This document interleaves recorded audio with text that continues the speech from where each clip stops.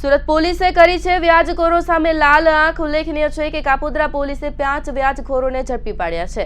સુરત પોલીસે ફરી વ્યાજખોરો સામે લાલ આંખ કરી છે। કાપોદ્રા પોલીસે 5 વ્યાજખોરોને ઝડપી પાડ્યા હતા। ગેરકાયદેસર રીતે વ્યાજે રૂપિયા આપવાની પ્રવૃત્તિ આચરતા વ્યાજખોરોને કાપોદ્રા પોલીસે ઝડપી પાડી તેઓ પાસેથી વ્યાજને લાગતા સાહિત્યો તથા મોબાઈલ ફોન અને રોકડા રૂપિયા કબજે કર્યા હતા।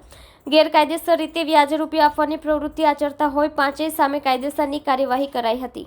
ગઈકાલે કાપોદ્રા પોલીસ સ્ટેશન દ્વારા ગેરકાયદેસર રીતે વ્યાજનો ધંધો કરતા વ્યક્તિઓ પર કાર્યવાહી કરવા માટે એક સ્પેશિયલ ડ્રાઈવનું આયોજન કરવામાં આવેલું, જે અંતર્ગત કાપોદ્રા પોલીસ સ્ટેશન વિસ્તારમાં આવેલા નાના વરાછા, ગાયત્રી સોસાયટી, બાલમુકુંદ સોસાયટી, આ બધી સોસાયટીઓમાં શાકભાજીની લારીવાળા, રિક્ષાવાળા સામાન્ય રીતે ધંધો કરતા હોય છે, જેને ઊંચા વ્યાજે ગેરકાયદેસર રીતે અને વ્યાજનું લાયસન્સ ધરાવતા ન હોવા છતાં ઊંચા વ્યાજે 5,000, 10,000, 20,000, 25,000 ઊંચા વ્યાજે દેતા અને ડેઇલી કલેક્શન કરવાની ડાયરી સાથેના આરોપીઓને પકડવા માટે ખાસ ડ્રાઈવનું આયોજન કરવામાં આવેલું, જે અંતર્ગત છેલ્લા 2 દિવસથી ખાનગી રીતે માહિતી મેળવવામાં આવી કે ક્યાં કઈ જગ્યાએ આ લોકો આવે છે અને આવા ગરીબ માણસોને ખોટી રીતે વ્યાજના પૈસા આપી અને હેરાન પરેશાન કરે છે। જેના અનુસંધાને કાલે કાપોદ્રા પોલીસ સ્ટેશન દ્વારા જુદી 3 ટીમો બનાવી અને જુદી જગ્યાએ નાના વરાછા, કાપોદ્રા, રૂક્ષ્મણી સોસાયટી વગેરેમાં રેડો કરી અને કુલ 5 આરોપીઓને